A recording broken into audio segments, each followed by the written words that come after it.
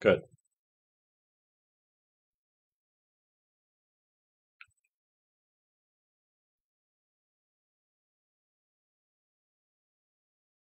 At 12:06 on this Wednesday, my goodness, what a rainy stretch we have been. Folks, good afternoon.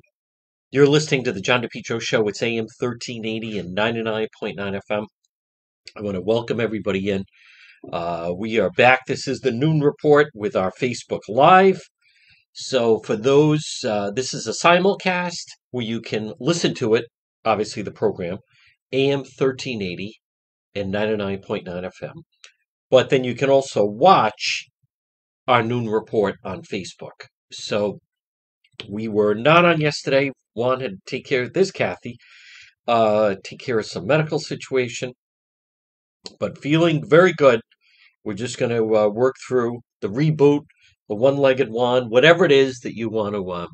We're calling it. It did not stop. Did not stop. I was at the stabbing the other night, as many of you know. Actually, the only one at the stabbing, and then we all have all of our Team One members and so forth. Thank you. Well, it's going to take a while. I know these people hurry quickly. It's not going to hurry quickly. It's going to be. I mean, I know that people are trying to be supportive. So, but heal quickly. Oh, okay. I hadn't thought of that. Heal quickly. No, it's going to be a 6 to 8 week period, but we're going to work our way through. The good news is, um, it doesn't impede. It'll slow down some of my on the ground movement, but feel better, heal quickly. Not really. Um, thank you, everybody. So we're just gonna kind of roll with it a little bit, and folks, this portion of our program is brought to you by PR Landscape Materials and Garden Center at Med Urgent Care. Thank you, Mike Dignan. We'll touch on that. And there's let me see exactly. Someone just sent me this. Okay. Looks like it, unless I see something different. Looks like a, oh wow. Okay, that is good video. Wow, complete. Whew, what happened? I know exactly where that is. Wow. Okay. Major rollover here. Thank you, Jonathan Barrett. Let me play the rest of that. Whew, 95 north. That is a bad roll. It's the vehicle is completely on its side. Wow. How does that happen? Was it involved with an accident? Oh, wow, there's a very damaged vehicle over there. All right, very good job. All right, we'll get that up on the website. Folks, part of it is our Team One members go out everywhere, and so thus we're able to then operate the way we do this portion of the program.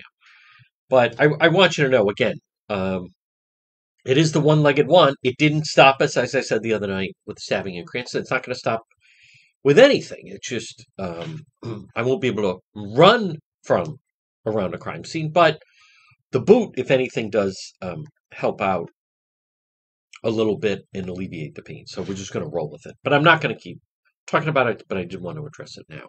This portion of our program, folks, is brought to you by PR Landscape Materials and Garden Center, 3688 Quaker Lane, North Kingstown. Native vegetables, corn, tomatoes, peppers, cucumbers, onions, zucchini, yellow squash. Folks, they have it all. Stop it and see them. 3688 Quaker Lane in North Kingstown. Shop local, local run family business. Quality. Everything they sell is of quality. And they do a great job, as I like to mention, with their Facebook page. So stop in and see them right off of Route 4, 3688 Quaker Lane in North Kingstown, right down the street from Tarbox Toyota. It's PR Landscape Materials and Garden Center. Well, folks, we will be updating DePietro.com coming up.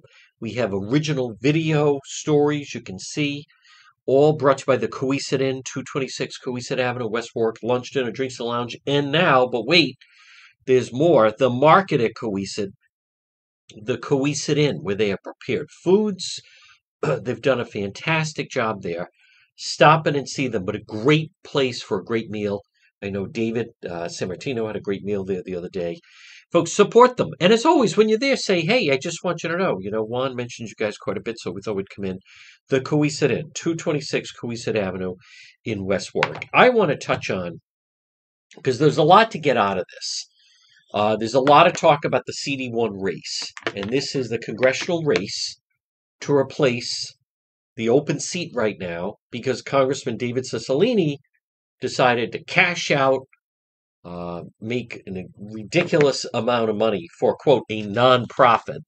But he really makes himself the power player. Cicilline's plan is make some money. It's no fun being in Congress when you're in the back of the bench because Kevin McCarthy's the speaker. So, kind of like the novelty is worn off, keeps his place in D.C., can go back and forth, and instead grabs this job with the Rhode Island Foundation, of which between his congressional pension and then just the salary of that job, he's making north of 800,000, maybe even 900,000. But on top of that, he just continues to build goodwill. And it is my belief that he is just, hey, let's make some money, make some friends, and get ready. And at some point in the next, I don't know. When does Senator Reid say, I think I'm all set? I think that it's all waiting for that. Senator Whitehouse is younger than Senator Reid. I'm not saying either one of them is going away anytime soon, and Senator Reid may run for re-election again. He's up again in 26. So I'm not even saying that that's going to be, the end, and he won't run after that. But my point is, Cicilline, I believe that's his plan. Like, what's the point? What's the point right now? You're not the party in power. It doesn't seem like they're going to be the party in power for some time. So why not instead check out? He takes as many vacations as he wants, doesn't report to anybody. There's no heavy lifting with the Rhode Island Foundation. You're making friends. You're giving grants all the time, and he can give grants to certain community leaders that he could, it's kind of like you're building a war chest of chits that then you're going to call on at some point. So now we have the race for his seat. And just looking at the calendar, this is ludicrous that the mail ballots are already going out. The early voting is going to be underway. But as we look at the calendar, so today is Wednesday, August 16th. So you have next week, which is the week of the 21st.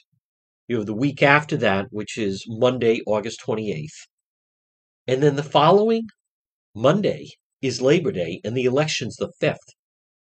So after this week, you have 3 more weekends of campaigning. Now, they are going to have the debates, 2 televised debates. As I have talked about in the past, I think they play less of a part for anyone that really pays attention. They can certainly help. No question about it. You only have to go back to last fall when Helena Foulkes did very well in the Channel 10 debate, and then she did very well in the Channel 12 debate. And I'm telling you, it's a shame she's not the governor. But remember, McKee beat her by 3,000 mail ballots. But Matos is a different story. Lieutenant Governor Matos, keep in mind, she lost day of voting. She lost day of voting to Aaron Gukian.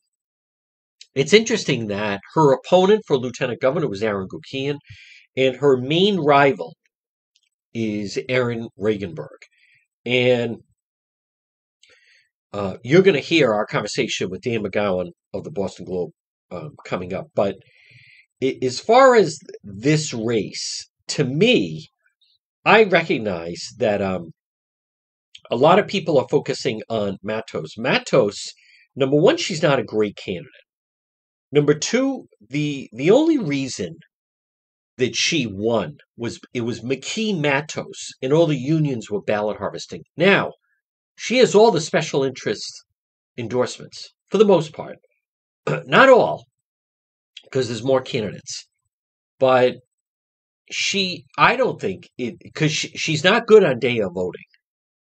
That's clear. And on top of that, she has been wounded by the scandal. But when you look at the field, Gabe Emo seems like a nice guy, worked in the White House, but I don't see it. Stephanie Butet, not happening. Walter Burbrick, who? Sandra Cano is getting some attention, but I still don't.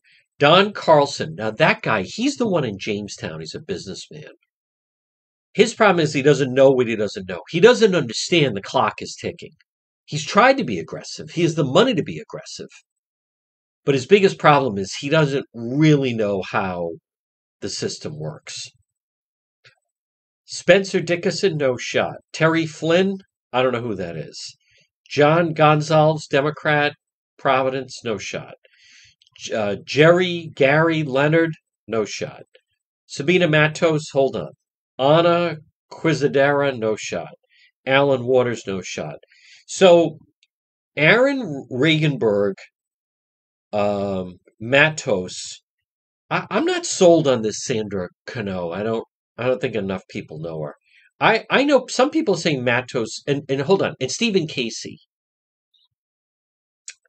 Possible. He's definitely a moderate. Some people almost say, God, this guy sounds like a Republican. I think he's counting on, I know he's counting on a lot of the firefighters and the like to ballot harvest for him. Unknown. I don't think he's going to do well in regular voting. But because of that, he might get the most moderate votes. But to me, so, I mean, I could be, but the big three I see are Regenberg, Matos, and Casey. I still believe Regenberg I think he's going to win. The guy, by the way, when I say this, it doesn't mean I would vote for him. I would never vote for him. But he's got the Bernie Sanders endorsement. For some people, that means a lot. He's got the Jane Fonda endorsement. For some people, the people that are annoyed by Jane Fonda would never be voting for Aaron Regenberg anyway. So, but there are a base of people that love Jane Fonda and Bernie Sanders. So he's solidifying that vote, and they tend to be older. So I think he takes it. The only reason people are saying Matos is the amount of money being put up for her, and because she is the lieutenant governor. But I think she's going to see her vote splintered by some of these other female Latinas in the race. But that's the way I see it. Again, Regenberg, I saw him 2020. He was one of the organizers of the BLM protest movements. I mean, I'm not saying he would be there. I'm telling you, he was one of the organizers. So again, people get confused. I'm not saying I support that, but he has organizational skills. And the thing about Regenberg, who is the most extreme, he's farther left than the squad. He's really a socialist communist. He's a Bernie Sanders progressive. But think about it. He lost to McKee in a Democrat primary by 1,500 votes. Think about that. 1,500 votes. And that was, right now, this is August of 23. That was in 2018. He's that much more, vested. You learn a lot by a race like that. But he is, I don't agree with any of his views, but you can't, he can't be dismissed. I hear people dismissing him like, oh, he's so far left and McKee hates him and everything, but he's not, he knows what he's doing. Think of this. He lost by less votes than Helena Foulkes did. Helena Foulkes lost by 3,000 mail ballots. Now, the whole system has changed, but he, has money. He is an organizer. He's been on the scene. Everyone is focusing on Matos. I'm telling you, I believe Right now, Reaganberg wins that race. I believe that. So this whole thing, people want someone of change and diversity, and he's another Ivy League white male. The older progressive voters are with him. The older Bernie Sanders. There were some people that loved Jane Fonda, Hanoi Jane, in that she was, against the war. He wasn't getting that vote anyway. Those endorsements separate him. And on top of this, let me also just say this about Reaganberg, and then I want to talk about the fiasco of Matos. Is people want to go with the winner. There's a lot of people that want to go with the winner. There's a lot of people that they may look at some of these other individuals and say, they seem like nice people, but I want to go with someone that's going to win. And some of these other people are they're just not going to win. So they just don't have it. Some of the other ones are just kind of learning. It's very difficult the first time through, really kind of get the hang of it. By the way, so there is a primary with the two Republicans, but I would imagine Gary Leonard will defeat this Terry Flynn. But anyhow, so I think Matos is, well, we know, is wounded.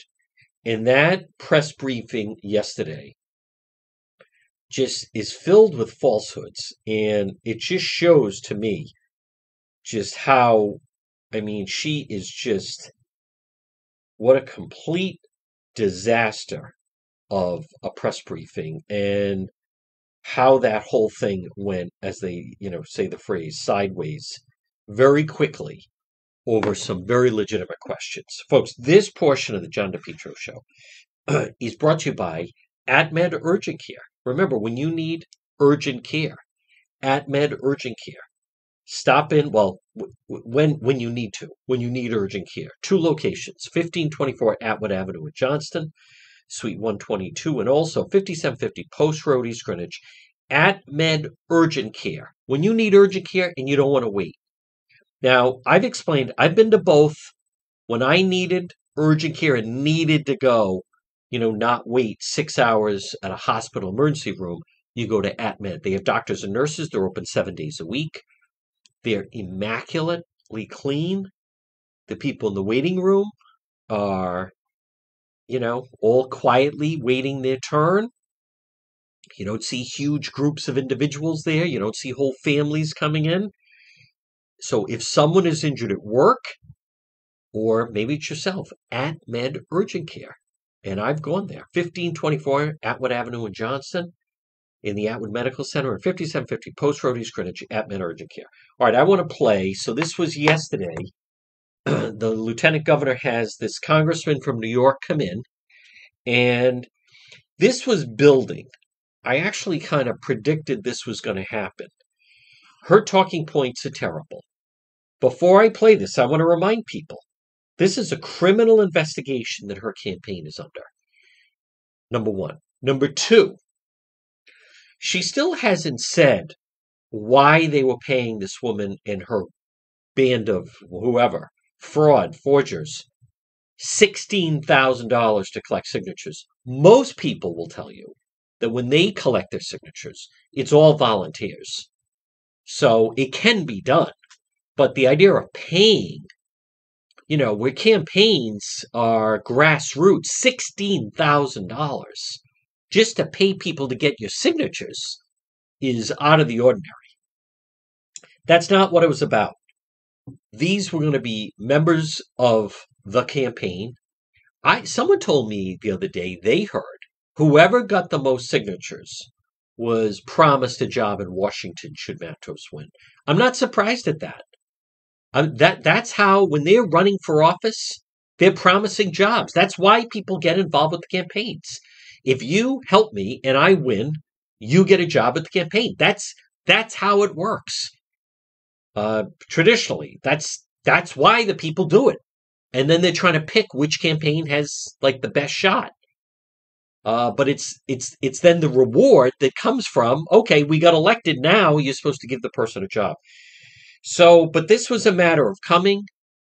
The fact that a sitting lieutenant governor is now trying to say this whole thing is about race, and because she's a female, and she's a woman of color, and she's Latino, and she's trying to, smooth over, everybody gets, this is not what we're talking about. With her campaign, we are in unprecedented territory of a sitting lieutenant governor who's running for Congress, whose campaign is under criminal investigation. That has never happened before.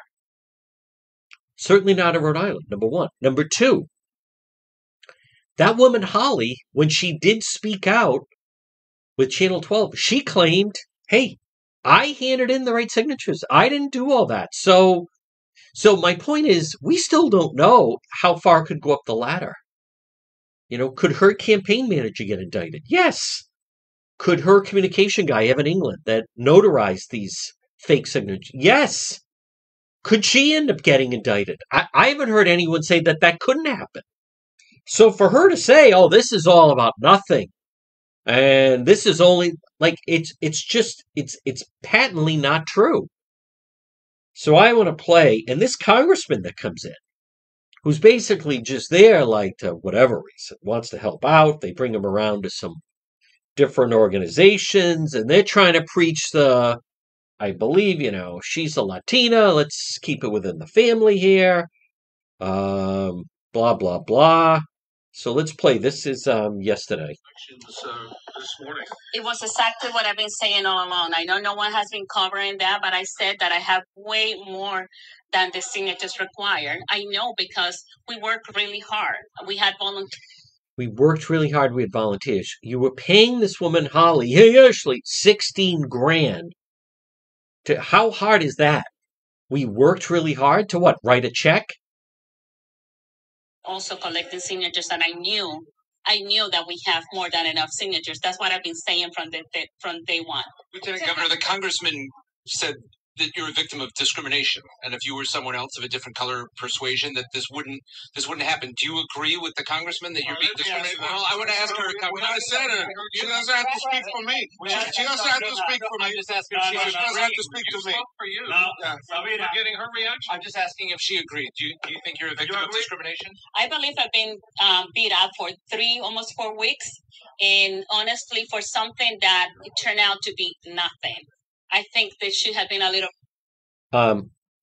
Someone with her campaign was forging the signatures of people who are deceased. In her mind, that's nothing. I've been beat up. See, she's not used to being called out. I have been beat up. I've been singled out. It's your campaign. Now, someone stands in front of a grocery store, supermarket, what have you. Will you sign my? Yeah, sure, happy to. It turns out that they don't live in the district, they're not a registered voter, what have you. That's what gets the signature tossed. This is different, of forged signatures. Jamestown was just noticing, hey, wait a minute. These people, this person is no longer alive. All the signatures look the same. I mean, it had nothing to do with it. This is so pathetic and beyond the pale. That she's actually, and I predicted it would happen, actually. All right, let it play out. But her contention that this is nothing is completely wrong. And no one's been covering it. It's not a matter of whether or not you would have the right number of signatures. By the way, the process is still flawed. Because they still accepted signatures from Newport that are not valid. It continues. Of fairness on how I've been treated through this process. When you say nothing, there's names of dead people on some of the forms and people who say they didn't sign. So with all due respect, it's not nothing, and I think you acknowledge. But we already have someone that admitted that the person lied to my campaign, lied to me. So that was already established. So I don't understand. There's another lie. That's not true at all. That woman, Holly, and through her attorney, they say they handed in everything legit. They didn't hand in these signatures. So my point is, we don't really know. So that's another lie that she's telling. You know what else is really rich here, folks? Is someone who was chosen. Because Governor McKee wanted a female. First, he wanted someone Hispanic. And everyone thought he was going to pick the mayor of Central Falls, Diosa, who's now the general treasurer. Then he thought, hey, wait a minute. Instead of just choosing someone who is Hispanic to try to go in and get the Hispanic vote, I'll even choose a Latina, a female who's Hispanic to try to get that vote. The whole reason she's lieutenant governor is because of that. And now she punches back and says the whole reason why there's an investigation is because she's a female, she's Latina. You can't have it both ways. You're benefiting in what she is also saying. These contentions are not true. So why she is still choosing Lieutenant Governor Matos? Why is she still lying? And she is. What she's just saying right there, that is not true. Those are falsehoods. It turned out to be nothing. That's not true. There's a criminal investigation into your campaign. And the person admitted they were no, they didn't. They said they didn't do anything wrong. They pointed the finger right back at your campaign. This is not only lying, and this is where it's going to explode, but... And so, with all due respect, it's not nothing, and I think you acknowledge. But we already have someone that admitted that the person lied to my campaign, lied to me. So that was already established. So I don't understand why we needed to go through this process. And let me tell you, even though as painful as it was that only my signatures were sent to be reviewed when everybody had signatures that were rejected. Mr. Carlson had over 200 signatures rejected. No one is reviewing his signature. I have been the most vetted candidate in this race. And I'm the one that has the strongest record of working for more than 12 years, serving the people of Providence, the people of Rhode Island. And I have been... But that's not true. You're the only one that has forged signatures. It is apparently routine that signatures get tossed. That's another mistruth. That's another lie. That's not true. There's a difference between someone isn't qualified, registered, or doesn't live in the district, and the signature gets tossed, and forgery. That's what this is. So, but for her to try to make that distinction, oh, it happens to everybody, it's all about nothing. It's a criminal investigation into the campaign of Sabina Matos. And here's where it really lights up. Right now, I'm the most vetted candidate in that ballot. You push back at all of this. Do you think you're going to overcome all No. this? Of course. The voters know me. They know the work that I've been doing. Oh, we know you are, right. Serving the people of Rhode Island. And they know what my ethics standards are. It's unfortunate that my opponents have been using this to create a mistrust in the election process. They're using some tactics that I'm ashamed to see other fellow Democrats. No, you created an atmosphere, Lieutenant Governor Matos, that people don't have faith in the system. Can you imagine? What are people going to think if she actually won? Now, I'm telling you, I don't think she wins. But what do people think? Is anyone going to trust it then? How about her reputation? She's a member of the McKee-Matos administration that is right now under 5 investigations. One of them is an FBI probe. And she has the gall to stand there and say and act like this is ruining her good name. All right, now here's where it really explodes. Using those tactics. Excuse me, Lieutenant Governor. There's the possibility of the election, the campaign, the signature collectors. Have you had conversations with each and every one of them? Obviously, there's the potential for the subpoenas following the primary. Now, you say you have enough signatures. You've had several hundred signatures tossed out. What if, in the event that there is something that is found that the signatures that they've collected aren't in fact valid? Yeah, Congressman. Don't victimize. No. We're not going to allow. I don't know who you are, but we're not going to allow you to victimize the victim. Okay? No, she's been fully vetted. She's a decent woman. We trust her. We're here to support her. We're here to support her. We're here to support her. And now that the Board of Elections said that there's nothing there, she's going to proceed with her campaign, and we're not going to engage in a conversation where she's going to be victimized again. Sir, Enough of that. She's a decent woman. We don't know you. Eloquently, I may say that. She has spoken eloquently, and that's why we're here to support her and to push back in what I perceive to be discriminatory practices that are not uncommon for women like her across the country and right here in the state. And we're here to support her and to make sure that she wins on the 5th. That's what we're here to do, to push back and ensure she becomes a member of Congress, as I have. Lieutenant Governor, as a woman, do you appreciate being interrupted by? All right, that's weak. Oh, be quiet. You're doing your job as a reporter, and you're getting that's a stupid often question. as a reporter. That's happened to all the reporters. That's correct. You can ask your colleagues I would like here. to ask you your question. Have you had the conversations with the individual signature collectors? And I mean this whole thing. I'm a woman. I mean that's stupid. But this guy he is unreal. No, enough. I don't know you. that they've collected on Yeah. Victimize. Don't victimize. No. We're not going to allow, I don't know who you are, but we're not going to allow you to victimize the victim. I don't know who you are. She's been fully vetted. She's a decent woman. We trust her. We're here to support her. We're here to support her.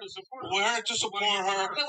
And now that the Board of Elections said that there's nothing there, she's going to proceed with her campaign, and we're not going to engage in a conversation where she's going to be victimized again. Sir, Enough of that. She's a decent woman, and she has. Eloquently, I may say that. She has spoken eloquently, and that's why we're here to support her and to push back in what I perceive to be discriminatory practices that are not uncommon for women like her across the country and right here in the state. And we're here to support her and to make sure that she wins on the 5th. That's what we're here to do. I think he is hilarious, that guy. No. Enough. Folks, this portion of the John DePietro Show is brought to you by AJ Drywall, Plasters, and Home Improvement. Call today, 401-323-9252. Free consultation, free quote, I should say. Serving Rhode Island and Southeastern Mass. AJ Drywall, Plasters, and Home Improvement. Frame to finish basements. Now, I share their Facebook page, and they do a fantastic job, and you see exactly the type of work that they do. Acoustical ceilings. Boy, what a difference it makes in your home. New homes, additions, commercial, rehabs, painting, remodeling. AJ Drywall, Plasters, and Home Improvement. Call them today, 401-323-9252. 401-323-9252. Frame to finish basements, acoustical ceilings. AJ Drywall, Plasters, and Home Improvement. Call them for a free quote. Serving Rhode Island and Southeastern Mass. 401-323-9252. So that guy is, folks, this portion of the John DePietro Show, by the way, is brought to you by Ryan's Appliance Repair. Remember what we say, when your appliance is dying, just call Ryan. Ryan's Appliance Repair, 401-710-7096.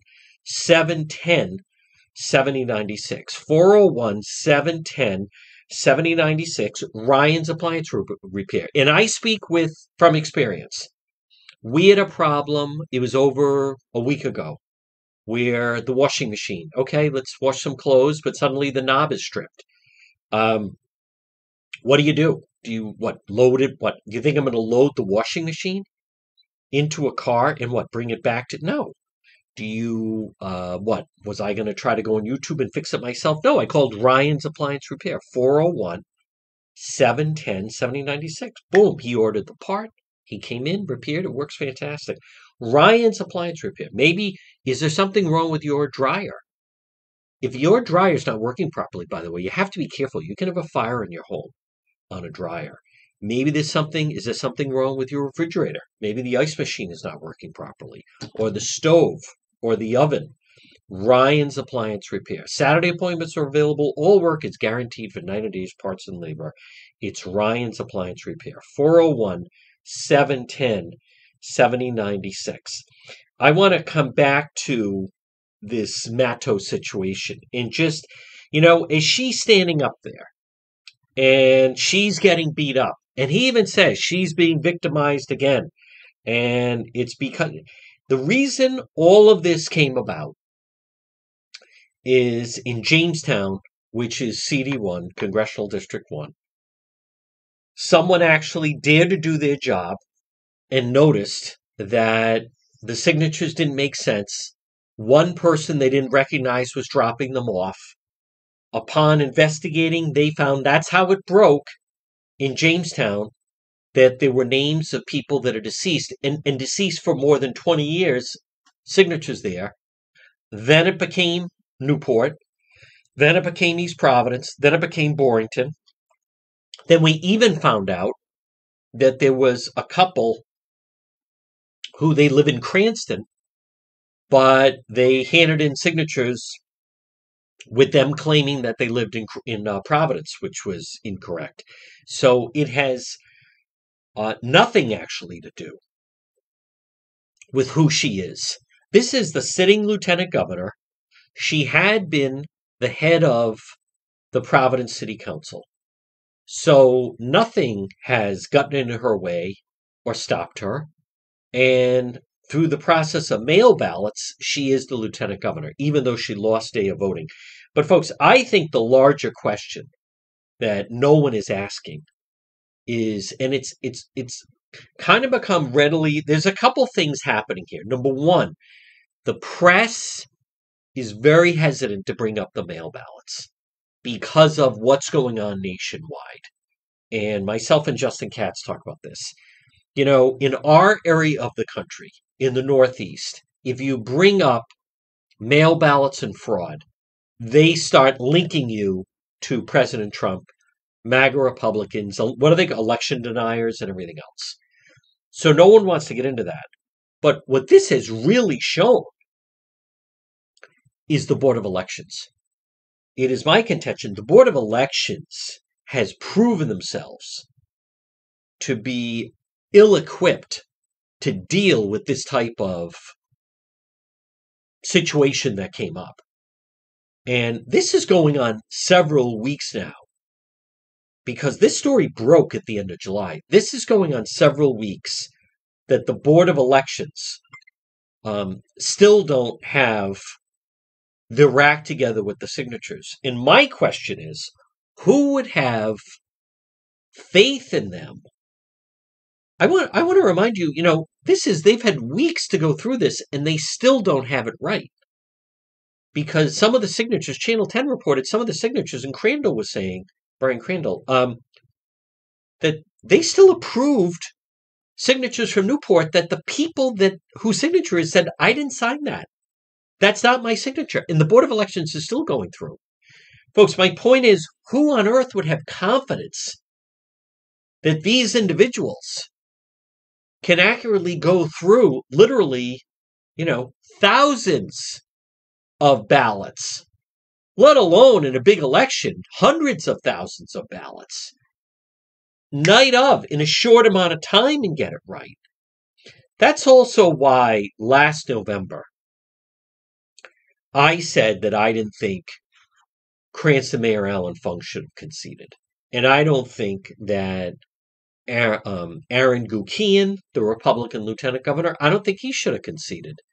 Because we needed something to blow up and pull the curtain back. Because that's what this is starting to happen. People are really questioning the whole process. I also want to remind you of one thing. And that is, now keep in mind, the signatures still have to be handed in, and then that's notarized. So the mail ballots, they're going to start coming in at these drop boxes. They're not notarized. We're still on the honor system. Who in their right mind, based on what we've witnessed, would have any confidence in the Board of Elections? I also want to admit, it is complicated.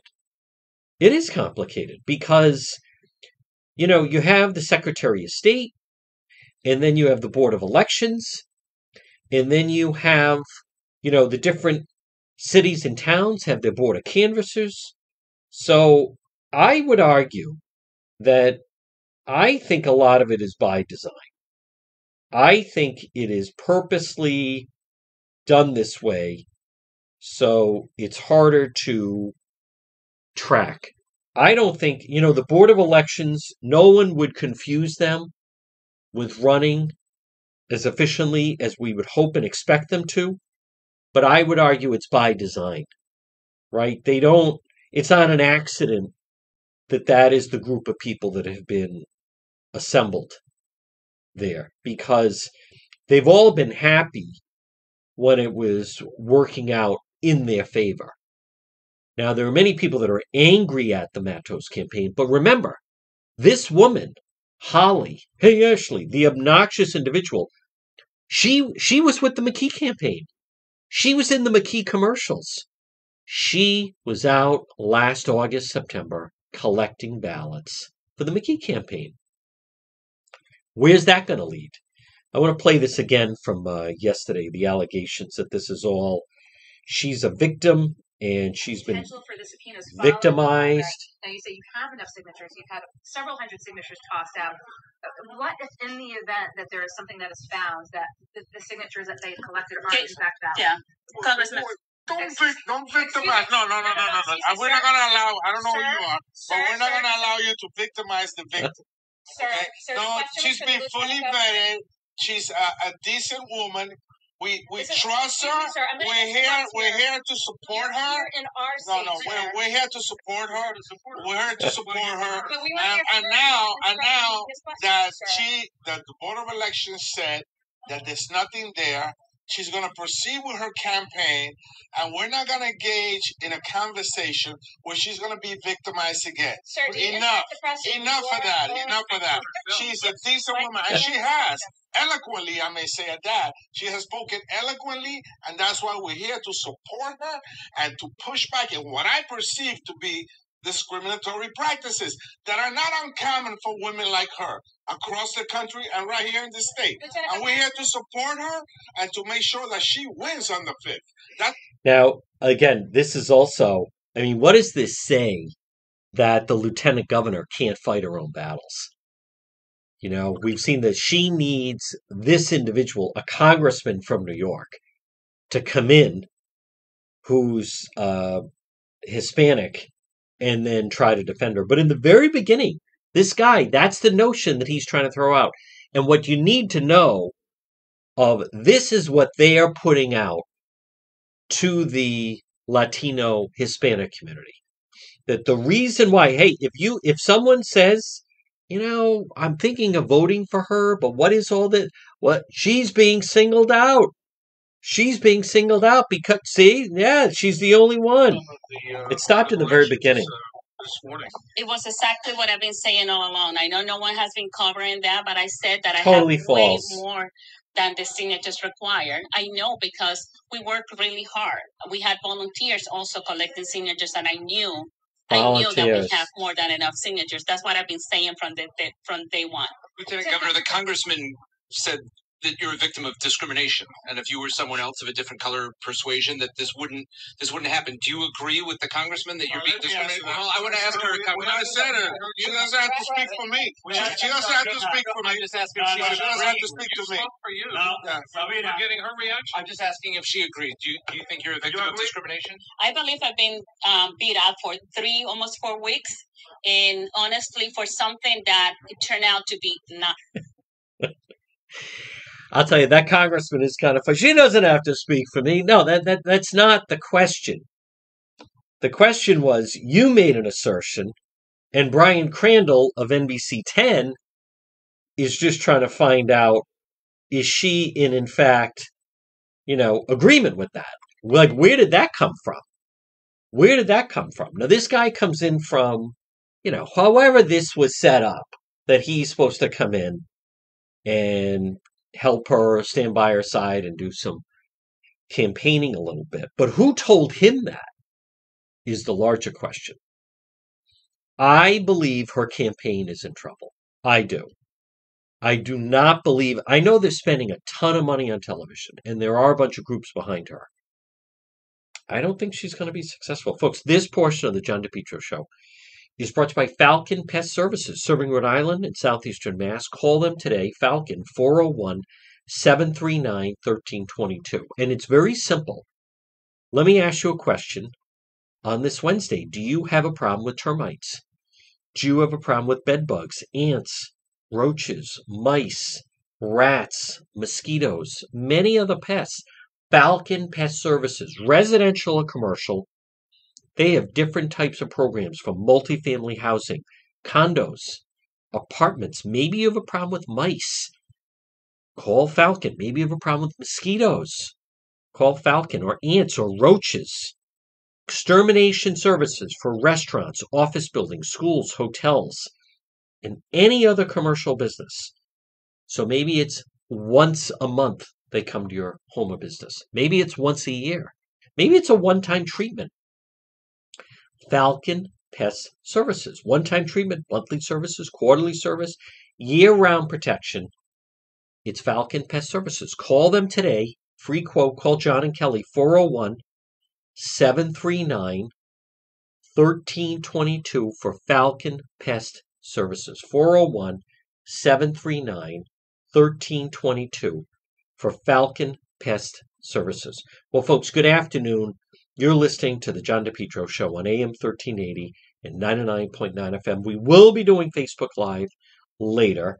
I also want to just some odds and ends, touch on some things. Again, coming up next hour on the radio show, Dan McGowan of the Boston Globe. But, many times there are people that post things and then they have kind of regret. Now, you can always go back and delete it, but you can't post something and then get upset that people react a certain way. We had it the other night, on Monday night. I'm not going to relive the whole thing, but there was someone that it's also very telling. If there's a case where, anyone that watched it, it was overwhelming evidence. The person was found guilty, rightfully so. There was no other rational explanation that made sense. And someone posted, I don't know if he was guilty of the murder. So, and then the person, well, I didn't say that he didn't do it. I'm not saying he's innocent. I'm just saying I'm not sure that he's, well, if someone's found guilty and you counter, I'm not sure, you're basically saying that you don't think that they're guilty without saying that you don't think that. But someone else posted, I mentioned like the OJ case. And I think that's a good example where defense implore different strategies to, you have the facts of the case, and the defense tries to come up with what they call alternative theories, and they try to do it through the public, and they essentially try to confuse the public and the jury and get people on their side. So, and then in the course of just someone, I mentioned that the other night, and then someone posted, well, I think the police and the OJ, and I mean, maybe at another time I'll do a full live on the OJ case, but someone who has been, following the show for a long time, and I respect and so forth, but she posted, well, the police lost that. That was sloppy police work by the LAPD. Now, I'm not going to relive the whole OJ situation, even though next year will be 30th anniversary of when the murders happened. But folks, my point is, I take exception to that. Anyone that really followed that case, and then if you listen to the jurors afterwards, it wouldn't have mattered if it was impeccable police work. Keep in mind, most cases never go to trial. Most cases, the bulk of them, whether it's here, LA, wherever, they're all plea bargained out, right? They there's a formula, and here's what we have, here's what applies, and then there's, some kind of negotiation a little bit. But in that particular case, and I want to just point out that had nothing, the work of the police in the OJ case was a distraction. Many times with some of these cases, they create a distraction. And in the case of the OJ case, OJ Simpson, the distraction was we're going to put the LA police on trial. Now, the OJ not guilty was payback for Rodney King. And if you listen to the jurors after that, they were very open to the idea that Mark Furman planted the glove. The LA police were put on trial. So when someone says, well, it was the police that lost it, actually it was really, you could blame mistakes of the prosecution, is my point. Marsha Clark was unlikable. Marsha Clark shouldn't have been trying that. They went way too fast on that. There was no reason to move so fast. They should have just hung back. There was an awful lot of evidence. The judge let the thing get away. And then you had a defense team, Johnny Cochran, right? Robert Shapiro, F. Lee Bailey, Barry Scheck, all of these individuals that definitely played the race card and got caught up in everything around the trial, that it just took off that way. But to blame it on the police, I mean, you have two people that were murdered. The police were called to the scene. To actually say, it is true. Listen, I don't believe, there were a lot of changes made after that, by the way, but I think whatever organization you are part of, you operate through a day-to-day, and everyone gets into routine, whatever whether it's a business or a store, and you go through, I don't want to say go through the motions, but you have a way that you operate. And as long as everything is going smoothly, it almost starts to become accepted. So, but the question would be, if someone came in and really examined every aspect of whatever it may be, an insurance office, a restaurant, whatever, and really put a magnifying glass, and I mean, in any situation like that, you would find that, I'm not even saying they do anything wrong or cutting corners, but maybe things are just not 100% up the way they're supposed to be. But and it dovetails into when people ask about the Charlotte Lester case. I think the other night that shows, right, that there are people out there who buy into all of what do we call distractions around the case. If you have someone that would say, I don't know, Scott Peterson, I don't know if he was the murderer, or OJ, I'm still not sure about that. That's how people get off. That's how juries set people free. That's why the Warwick Police and the Attorney General's office have to make sure that they have a rock solid case, because you have people out there that they buy into the distractions, and they come up with I don't know about that. I'm not saying he's not. I don't know. Hey, they didn't find it, but whatever it may be. All right, folks, we have another full hour to go. We will be doing Facebook Live later. It's John DePietro on this Wednesday. Right now, we're going to break for the 1 o'clock news. Dan McGowan of the Boston Globe joins me next hour, and then and a lot more. And again, it is Wednesday. It is August 16th. We're going to break for, as I said, the 1 o'clock news. Another full hour to go on the radio, AM 1380, 99.9 FM, where you can listen online at the website, depetro.com. Back on the other side after the 1 o'clock news.